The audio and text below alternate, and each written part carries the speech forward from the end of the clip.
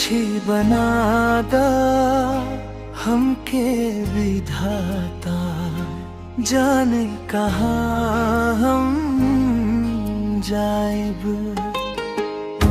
एह दुनिया के बंधन तोड़ के नील गगन में समाइब। ना कवनो सीमा न कवनो बंधन, बस परवाज लगाइब। पंछी बनादा हमके विधाता, जाने कहाँ हम जाए।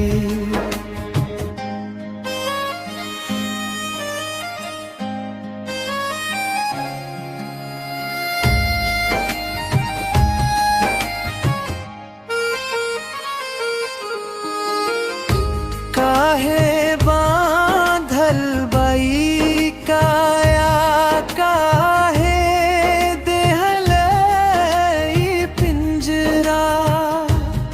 उड़ान भइल बा सपना, आँखिन से बरसे नीर जतरा।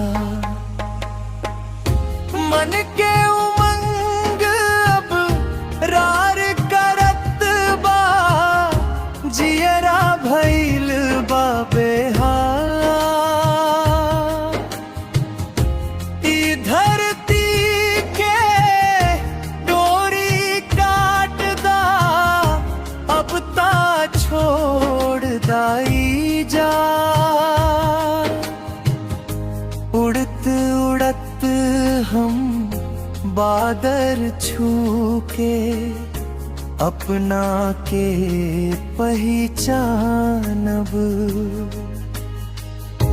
बिना ठिकाना बिना कवनो डर, डगर नया हम छानब।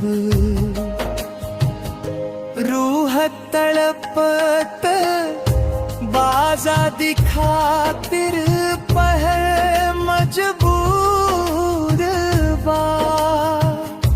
कैसे कटी जिंदगी विधाता, जब हर खुशी दूर बा। जहवा नफरत के धूप न होखे, ना कवनो बैर के साया।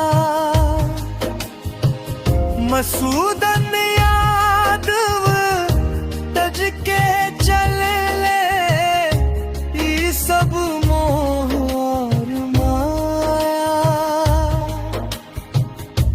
पंख पसार के मगन होके रौवे महिमा गायब। पंछी बनादा हमके विधाता, जाने कहाँ हम जाएब। टूटी गईल बा डोर, छूटल सनेह के सारा धार। एक तू ही आसरा विधाता, अब ना रहल कवनो दरकार।